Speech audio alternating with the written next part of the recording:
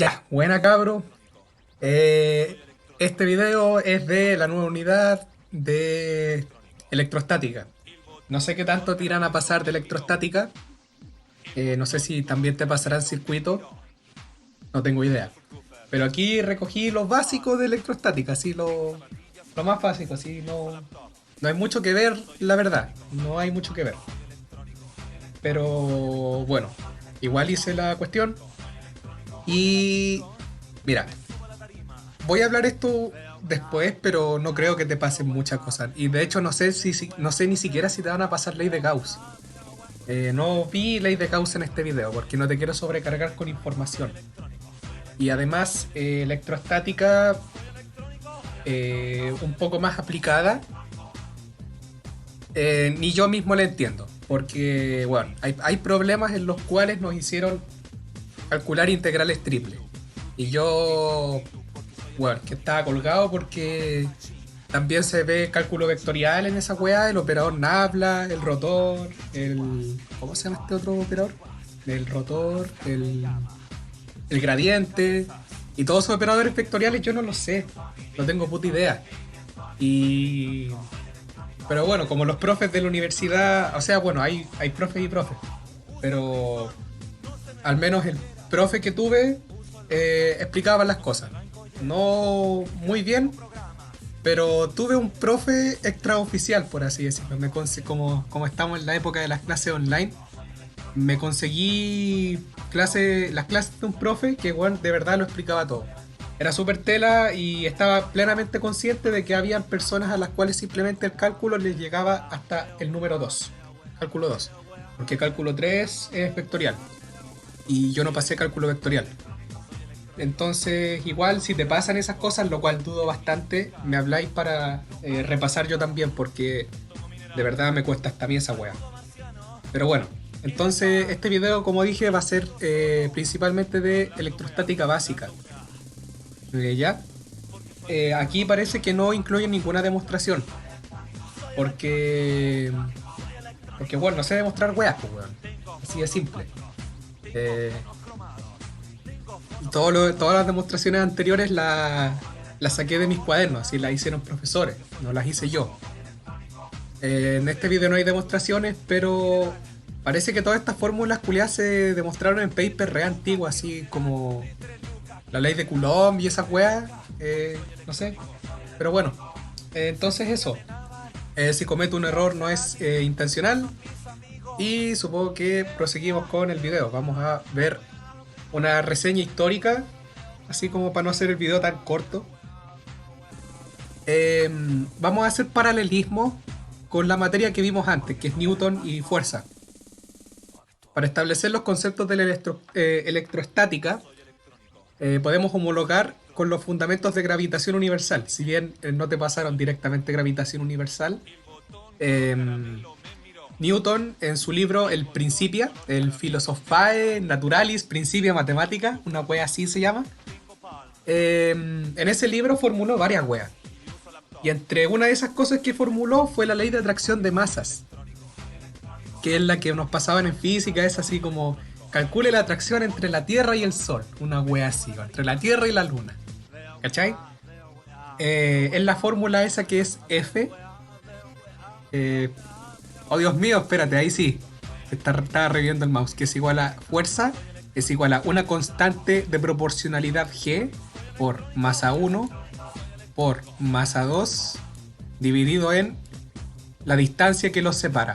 A ver, voy a hacer un aclare aquí mismo y ahora mismo. En muchos textos aparece la distancia que los separa con la letra R, pero la letra R convencionalmente y normalmente se utiliza para el radio.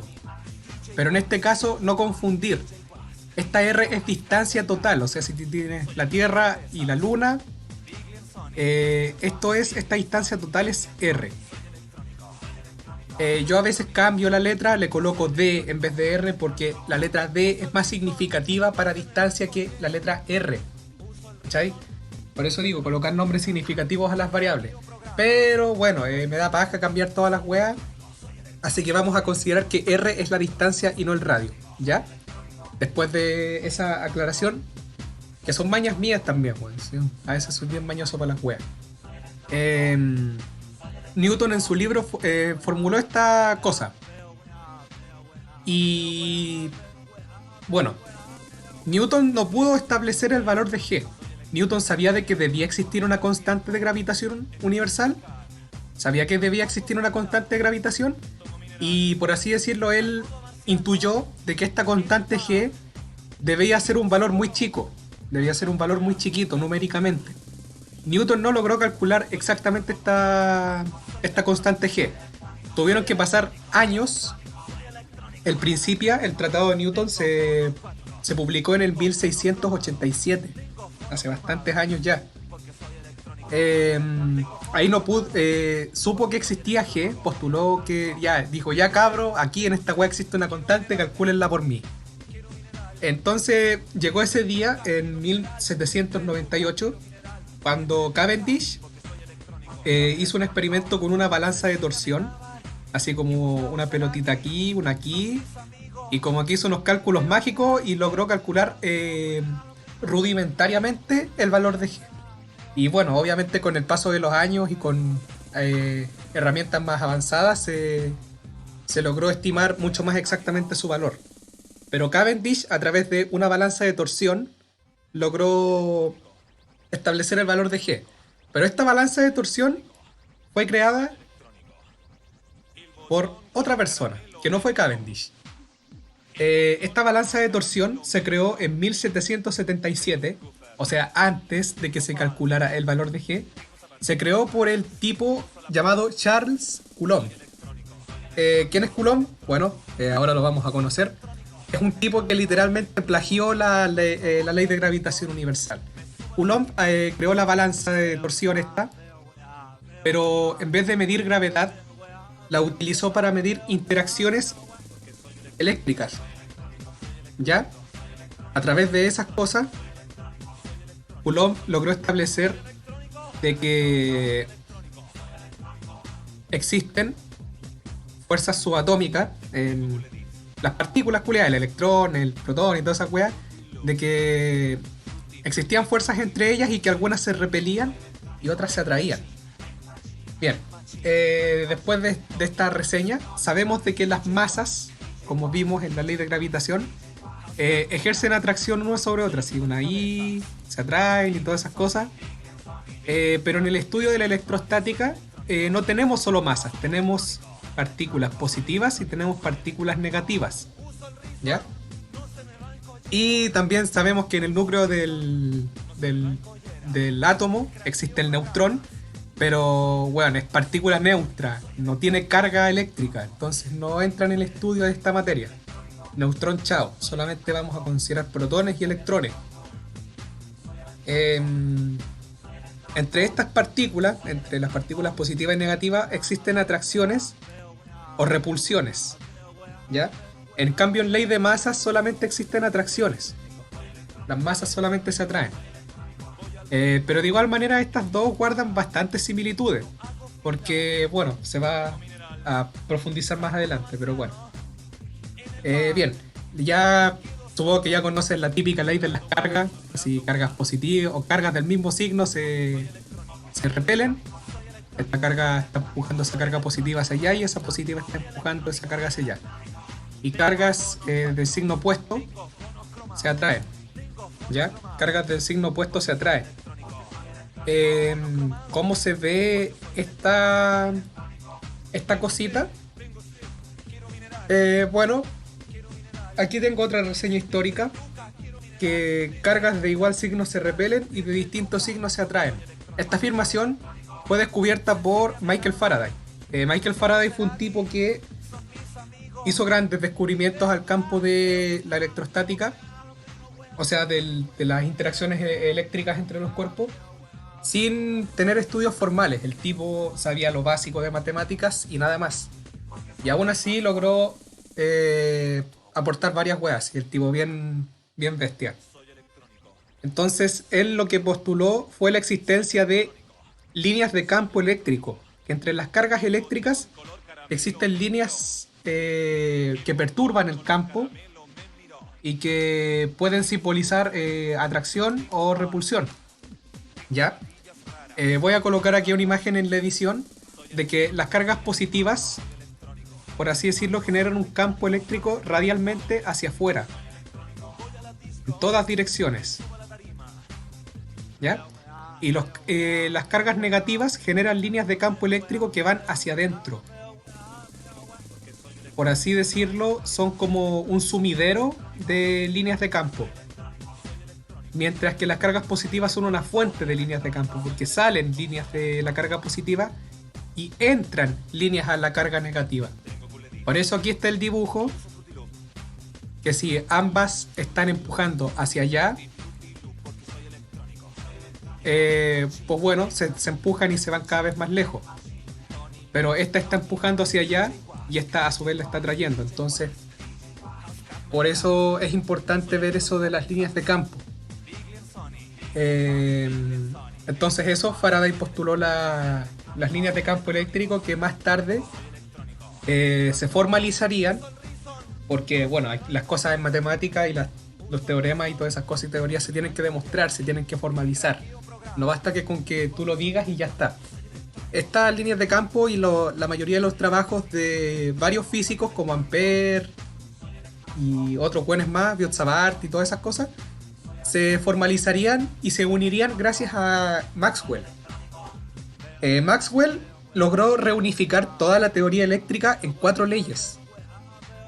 En las 4 leyes de Maxwell, que se escriben en forma diferencial o integral. Pero esto no entra aquí, no creo que te pasen leyes de Maxwell. Entonces, bien, a ver, formalizado esto, ya tenemos nuestras bases para empezar a estudiar más o menos las interacciones eléctricas. Esto es como más o menos lo básico que se debe saber para empezar a estudiar. Existen cargas positivas y negativas, cada una genera un tipo de campo, está hacia afuera y las negativas hacia adentro. Cargas de mismo signo se repelen y de distintos signos se atraen. Antes de empezar con las fórmulas a tope, se me olvidó mencionar de que los cuerpos obviamente pueden ganar o perder cargas eléctricas, quedando cargados tanto positivamente como negativamente. Así que el análisis de la electrostática no solo se aplica a partículas como el protón o el electrón, positivo o negativo, sino que también se puede aplicar a hilos cargados eléctricamente, a discos cargados eléctricamente, y a esferas. No sé cómo dibujar una esfera. Y imagine que eso es una esfera. Eso es una esfera. O a cuerpos no uniformes, así como un nugget. O yo qué sé. ¿Ya? Estos cuerpos pueden estar cargados eléctricamente y generan un campo eléctrico o atracción. ¿Ya? Bien. ¿Por qué te digo que no creo que te pasen muchas cosas avanzadas ya? Simple. Tenemos una línea y queremos calcular la carga que contiene este hilo cargado eléctricamente. En este hilo hay muchas cargas, muchas cargas. Entonces no puedes sumar la interacción de cada una de ellas. Para sumar muchas cosas a la vez, sin sumarlas uno a uno, utilizan la sumatoria. ¿Ya? Pero la sumatoria se puede transformar en una sumatoria de Riemann, en una integral de Riemann, que es una sumatoria que tiende al infinito. Y esto se simboliza con esta barrita de integral.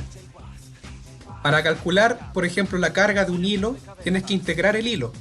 El hilo es de una dimensión, una integral. Para un disco, tienes que calcular 2 dimensiones, el largo y el ancho, o el X y el Y. Para eso tienes que integrar 2 superficies. Y para calcular la carga eléctrica de una esfera, como es un volumen, tienes que calcular el alto, el ancho, el largo, la hueá que sea. Tienes que integrar el eje X, tienes que integrar el eje Y y tienes que integrar el eje Z.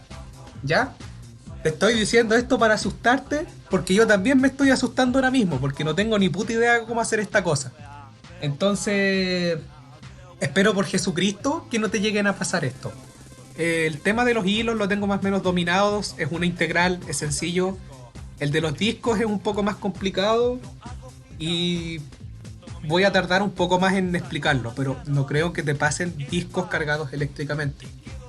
Porque ahí tendría que empezar a enseñarte magias como la matriz de transformación de coordenadas del jacobiano. Y no quiero explicar eso. No quiero explicar eso. Entonces, bueno, ¿se puede hacer el disco sin jacobiano? Efectivamente sí se puede, pero es mucho más difícil. Es mucho más fácil a veces hacer cambio de coordenadas. Pero bueno, no creo que te pasen eso. A lo más probablemente te pasen integrar un hilo, ¿ya? Pero no creo que se pongan tan ahueonados para hacerte un integral doble, un integral triple. Así que ni yo sé hacer esas weas, pues weón. Entonces, dicho eso, te voy a pasar lo básico nomás.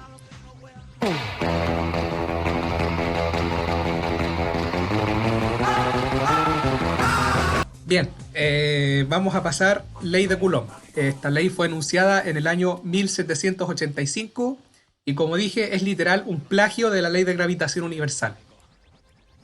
Fuerza eléctrica, o Fe como le quieras colocar, fuerza eléctrica es igual a una constante de proporcionalidad K por Q1 por Q2 dividido en la distancia que los separa.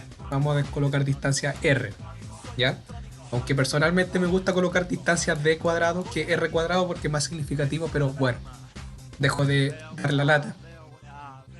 R cuadrado. Entonces, esta ley nos dice de que la fuerza es directamente proporcional a la constante a la constante eléctrica, es directamente proporcional a las cargas Q1 y a las cargas Q2 y es inversamente proporcional al cuadrado de la distancia, ¿ya? O sea, entre más cargas, entre más poderosa sea la carga eléctrica de las partículas, mayor fuerza de atracción. Y entre más lejos se encuentre una partícula de otra, menor fuerza de atracción, ¿ya? Sencillito. Y vamos a repasar las dimensiones, que eso es importante. Ya. La fuerza se mide en Newton, obviamente. No olvidar que el Newton es kilogramo por metro por segundo al cuadrado. ¿Ya? Eso es el Newton. Tenemos que las cargas Q1 y Q2, la carga Q se mide en Coulomb. ¿Ya? La carga eléctrica se mide en Coulomb. El Coulomb puede ser positivo o negativo. ¿Ya? ¿De dónde sale esta unidad? Bueno, sale de la carga del electrón, que un Coulomb equivale a la carga eléctrica de 6,24 por 10 elevado a 18. Eso es un 8 electrones. ¿Ya? Un Coulomb equivale a la carga eléctrica de 6,24 por 10 elevado a 18 electrones. Muchos, muchos electrones. O sea, un Coulomb de carga es, pero caleta, weón, caleta, es más que la concha de tu madre. Entonces, eso, el Coulomb está asociado a los electrones, pero no es muy importante.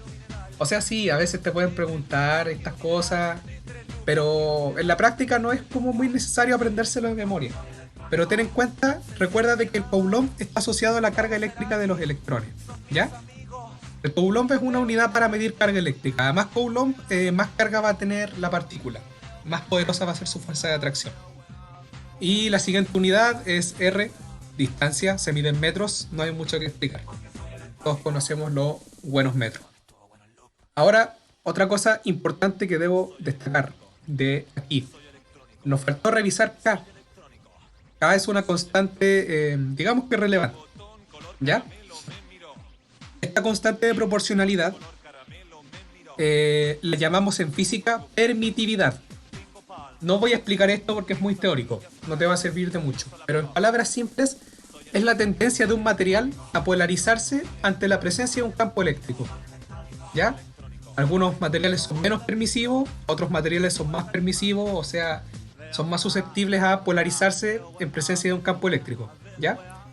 Para este caso, todos los ejercicios de la ley de Coulomb te los deberían de pasar en el vacío, absolutamente todos.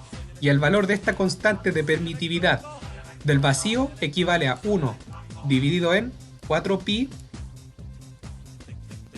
por epsilon sub 0. ¿Qué es epsilon sub 0? Epsilon sub 0 es la constante de permitividad del vacío.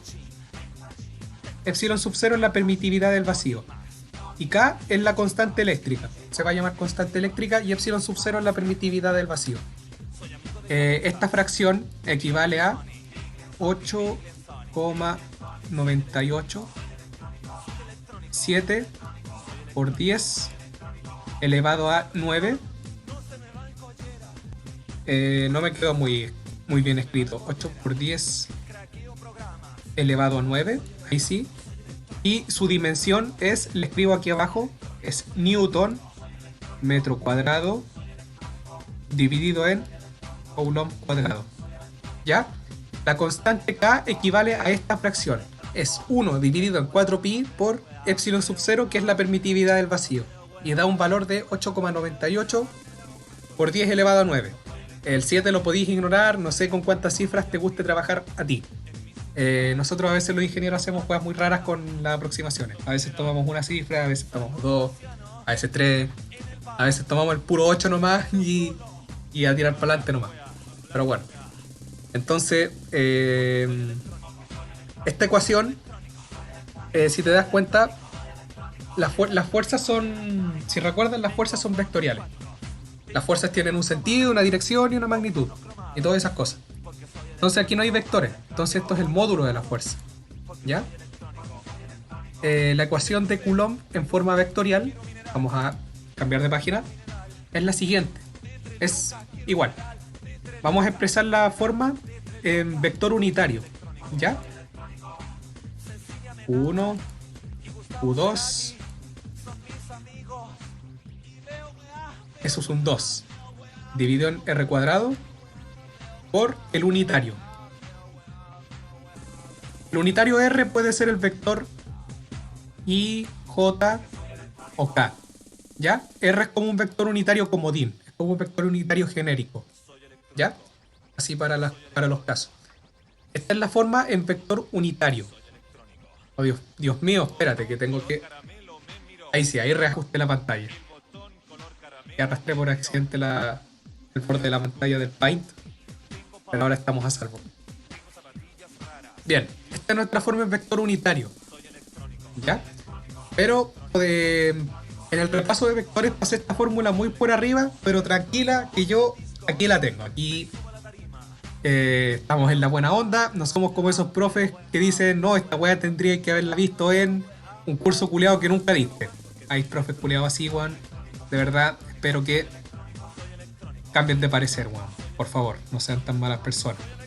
La fórmula para representar un vector unitario es esta. El vector unitario es igual al vector por su módulo. O sea, al vector dividido en su módulo. ¿Ya? Así se representa un unitario. El vector dividido en su módulo. Entonces, vamos a reemplazar esto aquí. Y vamos a calcular ahora la fuerza, pero utilizando el vector entero, no el unitario. Porque aquí calculamos la fuerza utilizando el unitario. Pero aquí vamos a calcular la fuerza utilizando el vector entero. Y nos quedaría acá por Q1, por Q2.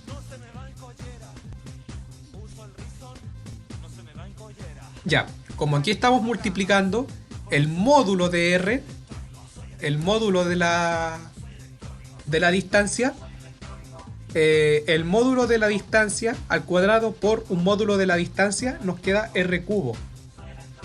¿Ya? Ahora la ecuación no es R cuadrado, es R cubo por el vector. ¿Ya? Así cambia la ecuación. R cubo cuando estás utilizando el vector entero, esto es para el vector R entero, y esto es simplemente para el unitario. ¿Ya? Si tienes dudas de esto, puedo hacer un ejercicio, no hay problema. Pero creo, creo que en tu curso solamente te van a pasar de fórmula, de la forma de los módulos nomás, así, sin vectores. No creo que se pongan tan troles. Pero siempre es bueno recordar de que la fuerza es un vector, así que tienes que siempre indicar el I, J o el K. Entonces, igual si tienes dudas con eso, me podía hablar. Pero bueno, ahí te dejo la fórmula en tanto forma unitaria como en vectorial. Entonces, y como pro tip, antes de avanzar, en algunos casos es más conveniente trabajar con vectores unitarios que con el vector entero. Y viceversa, hay veces en los cuales es mucho mejor trabajar con el vector entero que con el unitario. Pero como digo, personalmente creo que te van a pasar solamente la forma del módulo, no así como trabajar muy vectorialmente. Pero bueno, prosigamos. También como hablamos antes de los campos gravitatorios, sabemos de que la Tierra genera un campo gravitatorio. Así que atrae a las masas, a las masitas. Y este campo gravitatorio Algunos en campos de son extremadamente perturbadores.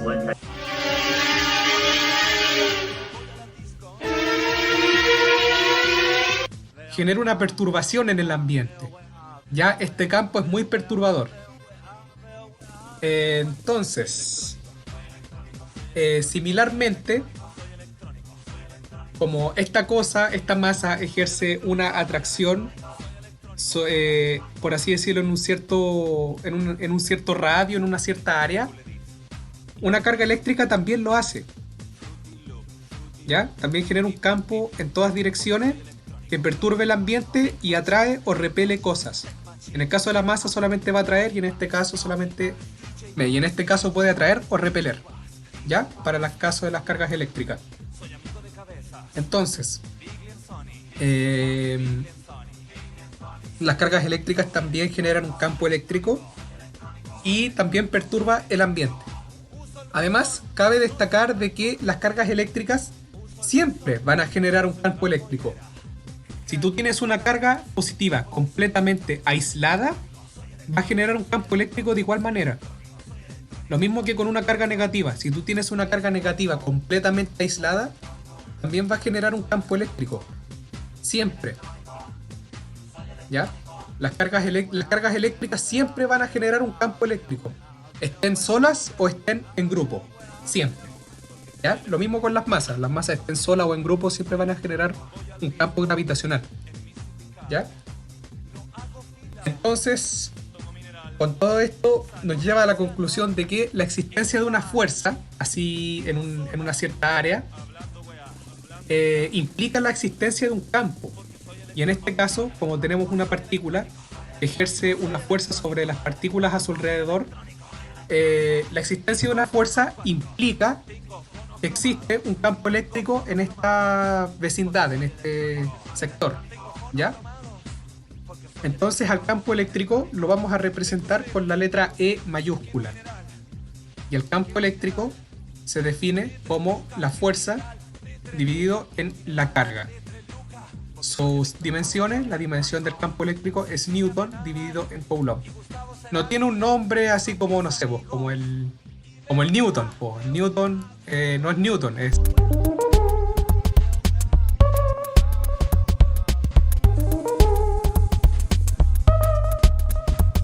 kilogramo por metro por segundo al cuadrado. Y Newton dividido en Coulomb no tiene como un nombre de algún científico, yo qué sé. Acá es simplemente Newton dividido en Coulomb. Listo, ya está. Entonces esta es la fórmula de campo eléctrico. Se puede escribir en forma vectorial, tanto unitaria como vector entero. Pero esta es la forma del módulo, así. Módulo esto otro. Y aquí podemos observar algo. Podemos ampliar esta fórmula, porque ya conocemos la fuerza eléctrica. Sabemos que la fuerza eléctrica es igual a K por Q1 por Q2 dividido en R cuadrado. Entonces, si reemplazamos esta fórmula aquí, haciendo el trabajo algebraico, nos quedaría finalmente, voy a saltar ese el trabajo algebraico, pero es bien sencillito.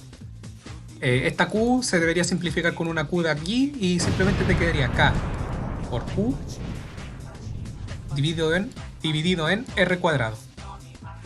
Aquí tienes dos fórmulas de campo eléctrico. Tienes fuerza dividida en carga o constante eléctrica por Q dividido en R cuadrado. ¿Ya? La forma vectorial de esta ecuación puede ser la siguiente. Vectorial y el unitario.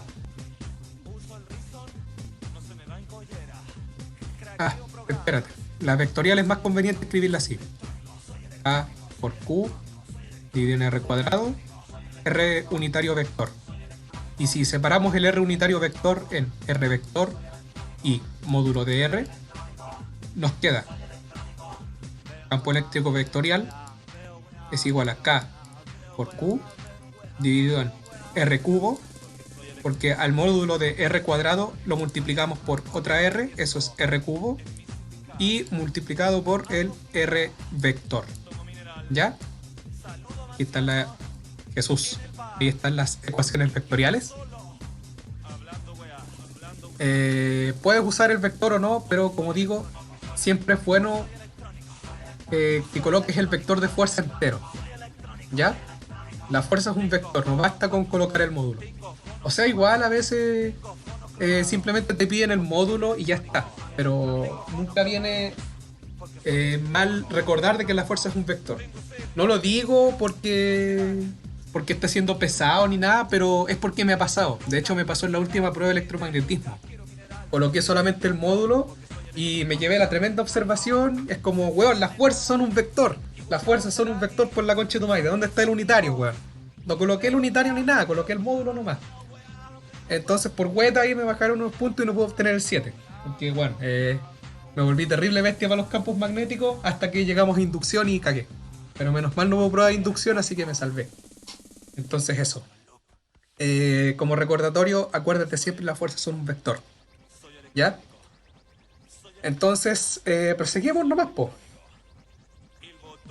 Este sería el final, no hay mucho más que decir. Lo siguiente sería pasar la ley de Gauss, que es un integral de algo por algo, es igual a carga encerrada por la superficie dividido en epsilon 0, parece.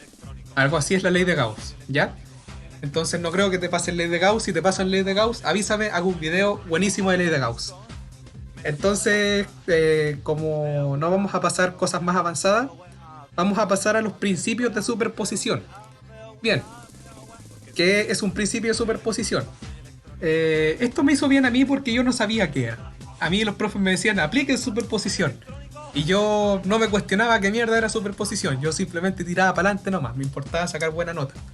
Pero ahora investigando para este video, me enteré de que el principio de superposición es una herramienta matemática que permite descomponer un problema lineal o de otro tipo en dos o más subproblemas más sencillos, de tal manera de que el problema original se obtiene como una superposición o suma de estos subproblemas. O sea, tú tienes un problema muy grande y lo divides en dos, y ahora esta parte 1 la superpones con la otra parte, así como que sumas una parte con la otra, así divides el problema para hacerlo más sencillo y luego los sumas de nuevo, ¿ya?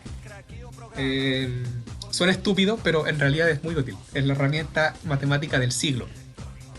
Entonces, de tal manera de que el problema original al dividirse se obtiene una suma de estos subproblemas más sencillos teóricamente, ¿ya? Porque, bueno, si te digo, si nos pasan integrales, te aseguro de que el razonamiento físico y todo eso es más fácil. Lo más difícil es hacer la integral.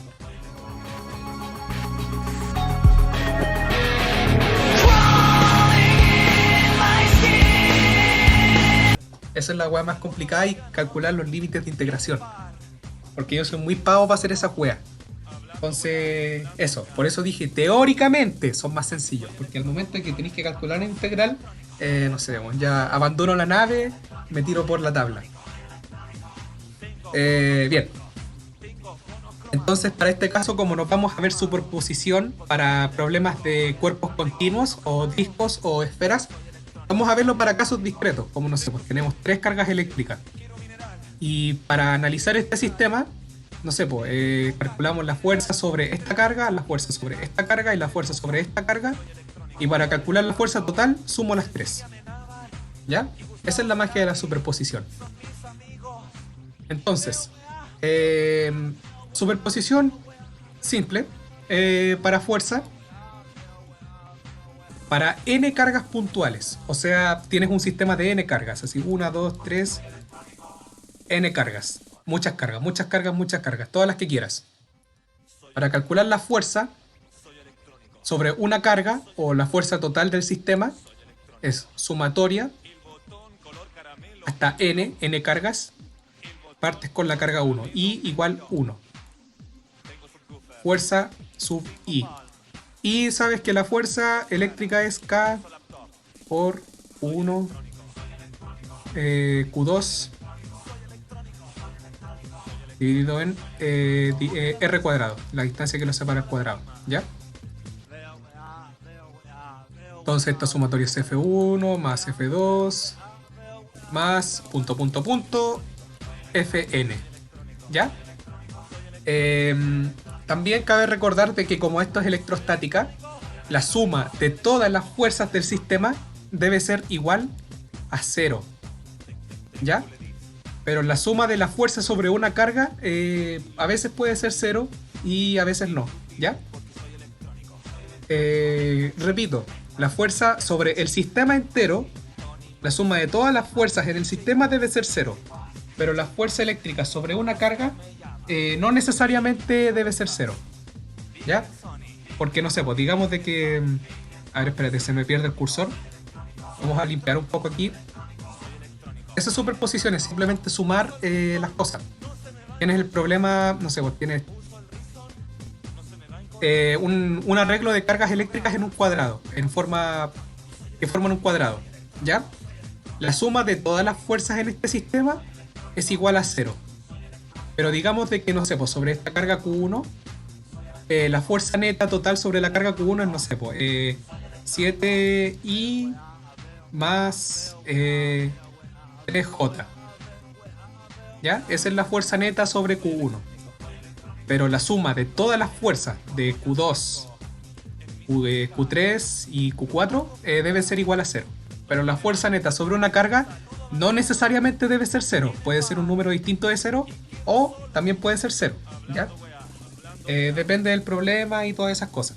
Pero bueno, el principio de superposición es para calcular todo esto, vais separando los problemas ya. La fuerza sobre Q1. Calculáis la fuerza que Q2 ejerce sobre Q1. La fuerza que Q3 ejerce sobre Q1 y la fuerza que Q4 ejerce sobre Q1 y sumas todas estas fuerzas para obtener la fuerza que se ejerce sobre Q1, que es 7I más 3J, por ejemplo, ¿ya? Eso es superposición, bien sencillito. Vamos al siguiente y final. Con esto finalizaríamos el video. Y superposición de campos eléctricos, simplemente la suma de todos los campos eléctricos. Sumatoria de n, I igual 1, partimos del 1, K por Q1 dividido en R cuadrado. Listo, ya está. Pero cabe destacar algo. No sé, pues digamos de aquí tenemos una carga positiva y una carga negativa. Se forman un campo eléctrico, ahí va la línea de campo. Y no sé, pues te dicen que calcules el campo eléctrico en un punto P. Aquí, en un punto P. ¿Ya? Normalmente esos son los problemas de campo eléctrico. Dice calcula el campo eléctrico a una distancia P, en un punto P.